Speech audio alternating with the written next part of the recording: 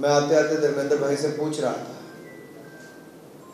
कि भाई साहब हमारे जो माइनिंग के समय हमने कुछ बदलाव किया उससे क्या फर्क पड़ा होगा उड़ीसा में। मित्रों, इतना ही फर्क पड़ा कि आमदन 10 गुना ज्यादा बढ़ गई, 10 टाइम्स। माइनिंग के क्षेत्र में जहां 5,000 करोड़ नहीं आता होगा, 50,000 करोड़ आता होगा। लेकिन उसको लाने के लिए रेल परियोजनाओं का लाभ कहां पर है? अगर ट्रैक ही नहीं होंगे तो ढुलाई कैसे कर पाओगे? यूपीए की सरकार के समय मात्र 5,190 करोड़ रुपया, 5,190 crore rupees was spent during the UPA time, and in the NDA time 56,818 crore rupees, लगभग 11 times more, 11 गुना ज्यादा पैसा। अगर सड़क से ढुलाई करनी हो तो क्या होगा? तो वहां जब 4,160 4,160 crore rupees during the UPA time, and now 28,251 crore rupees, 7 गुना ज्यादा। आने जाने के लिए चाहे यात्री हो या माल भाड़ा हो, दोनों को ही लाभ रेल और सड़क की दृष्टि से दिया है। और जहां मैं ग्रामीण सड़कों की बात करता हूं, अटल जी की देन प्रधानमंत्री ग्रामीण सड़क योजना, किस तरह से मोदी जी ने उसको नई ऊंचाइयों पर ले जाके गांव-गांव तक पहुंचाने का कार्य किया। एक समय था जब टैक्स कलेक्शन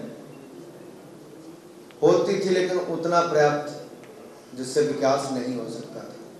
1 नेशन 1 टैक्स, ये हमारी पार्टी, हमारी सरकार लाई।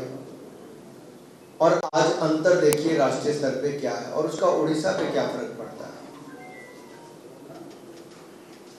प्री जीएसटी और अब में बहुत अंतर है। मैं प्री जीएसटी में भी छोड़ देता हूं, चलो हम जीएसटी की अभी की बात करते, प्री कोविड लेवल की, 2 साल पुरानी।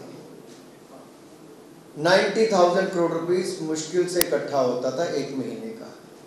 And what is the collection today? 1,62,000 crore rupees per month. उससे पिछले महीने क्या था? 1,60,000 करोड़। उससे पिछले महीने 1,60,000 करोड़। मार्च में 1,83,000 करोड़ रुपया। On and average 1,60,000 crore rupees अगर आपकी कलेक्शन होनी शुरू हुई तो उसका बहुत बड़ा लाभ मेरे राज्य उड़ीसा को मिला।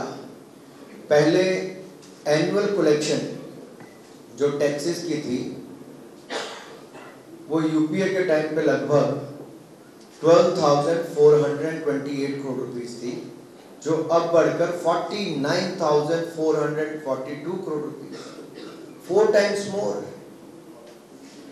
अब मैं सारे आंकड़े पे जाऊंगा तो बहुत लंबा समय लग जाएगा। I can give you a sum up कि क्या क्या हमने दिया है। यूपीए के टाइम पे जब कांग्रेस की सरकार थी, 2,63,243 crore rupees were given by the UPA towards the state of Odisha. 2,63,243 crore, और अब बढ़कर हो गया है 18,83,654 करोड़ रुपीस।